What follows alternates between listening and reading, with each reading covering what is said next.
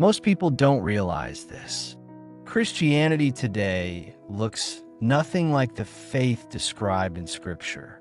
Not because people don't love Elohim, not because they're evil, but because symbols, traditions, and practices were slowly added in over centuries.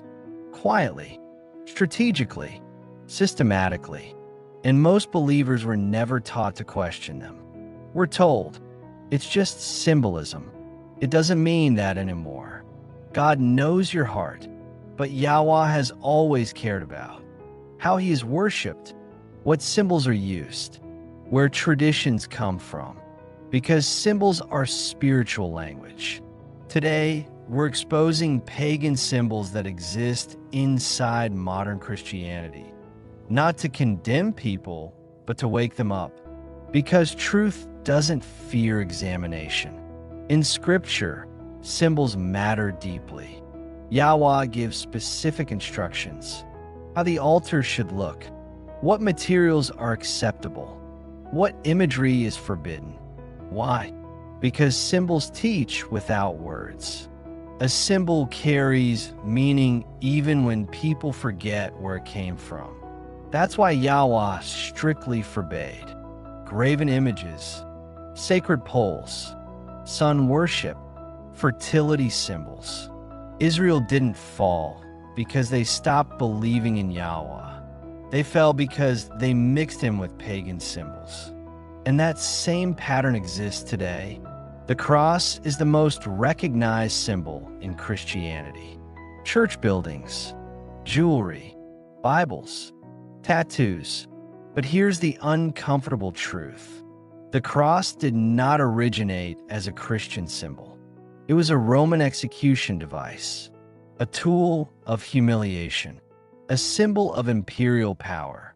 Long before Yahuah, the cross shape was used in sun worship, fertility worship, pagan gods like Tammuz. The letter T itself was associated with pagan deities. Scripture never commands believers to wear or display the instrument of Messiah's death. The focus was always the resurrection, not the weapon. The apostles never used the cross as a symbol of faith.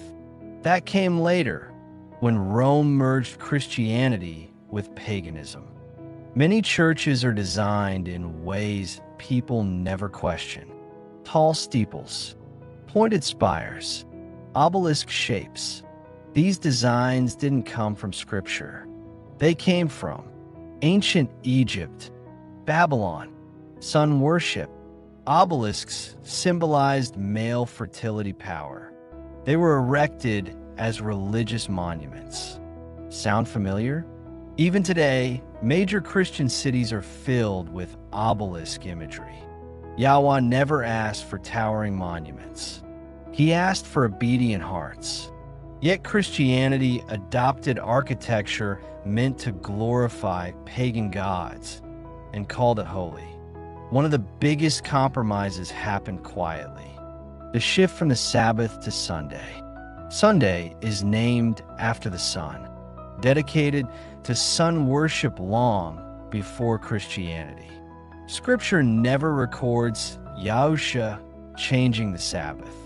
The apostles never did either. The change came through Rome. Emperor Constantine, a sun worshiper, merged sun worship with Christianity. That's why services happen on Sunday. Sunrise services exist. Sun imagery is everywhere. Yahuah warned about worshiping him toward the rising sun. It became normalized. Look closely at Christian artwork. Halos around heads, saint imagery, sacred portraits. Halos come from pagan sun discs, used to show divine power in false gods. Scripture forbids making images to represent heavenly beings. Yet Christianity adopted pagan religious art and taught people to venerate it. Prayer shifted from Yahuah to saints to intermediaries. But Scripture says there is one mediator. Symbols slowly replaced truth. Christmas, Easter, Valentine's Day, Halloween, none commanded in Scripture, all rooted in fertility worship, sun cycles, seasonal rituals. These days were not cleansed, they were renamed. Paganism was never removed, only rebranded. Yahuah repeatedly says, "Do not learn the ways of the nations." Yet Christianity adopted them fully. This phrase has silenced truth for generations. But Yahuah never accepted good intentions paired with disobedience. He rejected offerings done with the wrong fire. He rejected worship mixed with idols. He rejected compromise. Truth is not about comfort. It's about alignment. This message is not about fear. It's about coming out of Babylon. Babylon is mixture, truth blended with error, light blended with darkness. Yahuah is calling his people back to simplicity, obedience, purity, truth, not symbols, not traditions, not rituals, just him. Most people never question what they were handed, but once you see it, you're responsible for what you do with the truth. Pagan symbols didn't disappear. They were absorbed.